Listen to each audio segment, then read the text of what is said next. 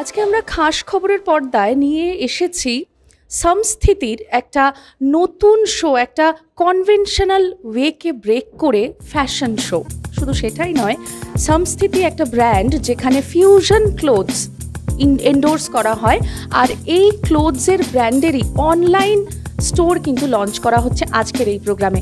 আমাদের সঙ্গে পেয়ে গেছি এই সংস্থিতির যিনি মেন উদ্যোক্তা, যিনি মেন মালিকিন বলতে পারি আমরা, রাজশ্রী রয় চৌধুরীকে। তাকে একবার জিজ্ঞাসা করব যে এই ব্র্যান্ডটা কোথা থেকে শুরু এবং এখন কোথায় দাঁড়িয়ে রয়েছে। নমস্কার, আমাদের খাস খবরে স্বাগত। প্রথমেই জানবো যে এই যে সংস্থিতির আইডিয়াটা কোথা থেকে এবং এখন কোথায় দাঁড়িয়ে আছে। আচ্ছা, বেসিক্যালি আমি ছোটোবেলার থেকেই আমার একটু ফ্যাশন প্রতি একটু ইন্টারেস্ট ছিল, বাট তখনের দিনে ওই ফ্যাশন ওয়ার্ল্ডের এত প্রমোটেড ছিল না, so I never thought of it, but interested ছিল। লাইক এরকম ক্লাস 10 ক্লাস 11-এ আমার friend circle all were very fashion oriented. তো আমি তখনের দিনেই আমি আমার স্টোর খুলেছিলাম আর কি। তোমার আমি জাস্ট কাপড় রিটেলে হোলসেল 15 বছর বয়স। হ্যাঁ, 15 বছর বয়সে, when I was in class 10 or class 11 if I'm correct, like তো তখন থেকে ইন্টারেস্ট। আর ছোটোবেলার থেকে ইভেন্টস করতাম, নাচ গান এগুলোতে সবসময় ছিলাম।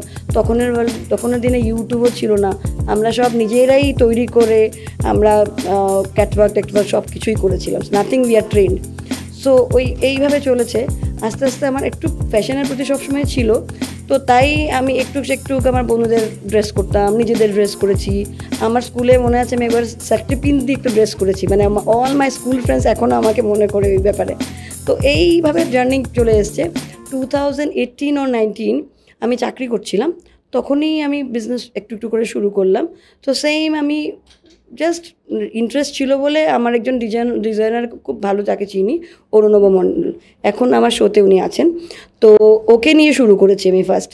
তো আমরা একটু করতাম, কাউকে ডিজাইন করে দিতাম। তারপরে আস্তে আস্তে আমি আমার এনআরআই ফ্রেন্ডসরা বলছে, রাজশ্রী আমাদেরকে তুই পিওর বেনারসি শাড়ি দিবি। তো তখন আমি ওদেরকে মিক্স অ্যান্ড ম্যাচ করে, আমার অস্ট্রেলিয়ার ফ্রেন্ড, ও এনআরআই ক্লায়েন্ট দিয়ে শুরু হয়েছে এটাকে। তারপরে আমার ভাবছিলাম আস্তে আস্তে করবো, কেন আমি রিটেলভাবে করতে পারি না, লাইভ আমি করতে পারবো না।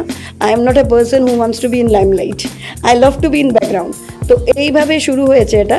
তারপরে আস্তে আস্তে যখন যেহেতু আমি এটাকে রিটেল করবো না, তো আমি ভাবলাম যে online is best for me. তো এইভাবে শুরু করতে আজকে একটা জায়গায় এসেছি যে থিঙ্কে আমি অনলাইন শুরু করতে পারি। এই ওয়েবসাইটটা লাস্ট 2 years ধরে আমরা লঞ্চ করবো, লাস্টলি লঞ্চ হয়ে গেল। প্লাস এরকম বন্ধুবান্ধব সঙ্গে থাকলে ন্যাচারালি লঞ্চ করতে পারবো, নারে পারতাম না, দ্যাটস ইট।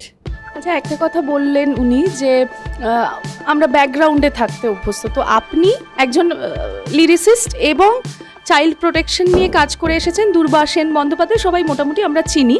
তো আপনার নিজের পরিচয়টা নিজে খানিকটা বলুন এবং সেখান থেকে এখানে কিভাবে। পরিচয়ের কথা যদি বলেন তাহলে আমি বলবো যে সামনেই তো দুর্গাপুজো আসছে, আমরা একটা ভীষণ অস্থির সময় বাস করছি। আমরা বিচার চাই, অ্যাট দ্য সেম টাইম আমরা পুজোও কিন্তু চাই। তো কারণ পুজোর সাথে অনেক মানুষের জীবিকা, অনেক মানুষের তাদের ফ্যামিলির সাস্টেন করা, এগুলো ডিপেন্ড করছে। এবার যেটা ঘটনা সেটা হচ্ছে যে কী হয় বলুন তো, আমি যেমন গানটা লিখি, সেটা আমার প্যাশনের জায়গা। আবার গ্রামেগঞ্জে ছুটেও বেড়াই বাচ্চাদের অ্যাওয়ারনেস নিয়ে, চাইল্ড ম্যারেজ বন্ধ করার জন্য, চাইল্ড এডুকেশন, বাচ্চাদের হেলথ। অনেক ক্রাইম হয় বাচ্চাদের এগেনস্টে, মানে যে ভাবাই যায় না যেগুলো। তো মানে সাধারণ মানুষ যখন ভাবতেই পারবে না যে কী হতে পারে গ্রামেগঞ্জে। তো আমার মনে হয় যে আমরা অ্যাকচুয়ালি সকলেই দশভুজা। মা দুর্গা আসছেন, কিন্তু আমরা ঘরে ঘরে মা দুর্গাই আছি। রাজশ্রী একজন মা দুর্গা, আমি জানি না আমি কি, কারণ ও যেভাবে স্ট্রাগল করে এই ব্র্যান্ডটাকে দাঁড় করিয়েছে, এবং ও all credit goes to her. Even আজকে যে শোটা অর্গানাইজ করা হচ্ছে, সেটার কনসেপ্ট থেকে শুরু করে স্ক্রিপ্ট সবটাই ও করেছে। মানে শি ইজ এক্সট্রিমলি ট্যালেন্টেড। ও যতই বলুক ওর ব্যাকগ্রাউন্ডে থাকতে চায়, সেটা হবে না, কারণ ওর যা ট্যালেন্ট তাতেও সামনে আসবেই আজ নয় কাল। আর এটুকুই, আমি আমার কাজটা মন দিয়ে করে যেতে চাই।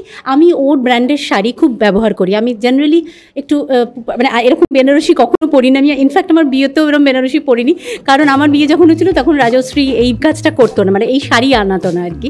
তো আমি আজকে এরকম সেজেছি শুধু ওর জন্য। সবটাই বন্ধুত্বের জন্য আর কি আশা এখানে। এবং বলছি যে উনি বললেন না যে আমি এভরিথিং ইজ, না, কোনো জিনিস কিন্তু একা করা যায় না, এটা পুরো টিম। আমার বাকি মেয়েরা আছে, ডিজাইনার আছে, এই বন্ধুরা আছে, ওরা যদি আমাদের শাড়ি নিত না, প্লাস ইন্টারেস্ট গ্রো করতো না, তখন আমি এই বিজনেসে আসতে পারতাম না। প্লাস উনি যেটা বলেছেন, আমরা মা দুর্গা, আই ফিল সব মেয়েদের মধ্যেই আমাদের মাল্টি ট্যালেন্টস আছে, বাট আমরা ওই জায়গাটা পারি না। কেউ ক্রিয়েট করতে পারে, কেউ ক্রিয়েট করতে পারি না। যারা আমরা পারি, আমাদের কাজ হলো ওই মহিলাদেরকে ফিল্ডে এনে করানো। আজকে আমাদের যে শোতে যেই মডেল আছে, সবাই কিন্তু প্রফেশনাল মডেলস না, they are all from IT, some are from IT background, some is advocate, কেউ রাইটার আছে। তো অল আর লাইক আমার মধ্যে সবাই নিজের একটা মা দুর্গার একটা ফেস নিয়ে আছে। সো বেসিক্যালি আমরা এই সময় এটাকে নিয়ে আমরা দেখাতে চাইছি যে আমরা মেয়েরা চাইলে দশভুজা যে বলে ওটা আমরা হতে পারি আর কি, দ্যাটস ইট। আচ্ছা, আমি জানতে চাইবো যে এই তো একটা আজকে ফ্যাশন শো স্টার্টার আপনি, এর পাশাপাশি আপনি একটা ছবির কথা বোধহয় বলছিলেন, তো একটু খাস খবরে বলেই দিন তাহলে। হ্যাঁ, আমি কিছুটা বায়াসড মেয়েদের ব্যাপারে, এটা বলতে আমি লজ্জিত নই। ভীষণভাবে পুরুষরা পাশে থাকেন, না হলে তো অনেক কিছুতেই অনেক অসুবিধা হয়ে যেত, কিন্তু তবুও কোথাও যেন একটু মহিলা প্রীতি বেশি আমার। তো প্লিজ এটাকে আবার অন্যভাবে দেখবেন না, আমার স্ট্রেট পার্সন।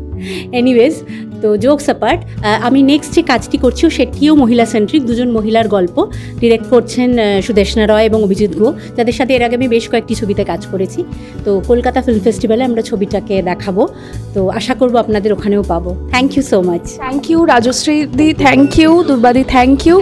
আমাদের এই খাস খবরের পর্দায় তার মানে বোঝাই যাচ্ছে যে দশভুজা নারীরা তো বটেই, আজকে বন্ধুদের যে চাহিদা, বেনারসি শাড়ি বানাতে পড়তে পারেননি সেটাও একটা দুঃখ, কিন্তু আজকে শোজের যিনি স্টার্টার তিনি কিন্তু এই বেনারসি শাড়ি পরে ফ্যাশনে র্যাম্প ওয়াক করতে চলেছেন।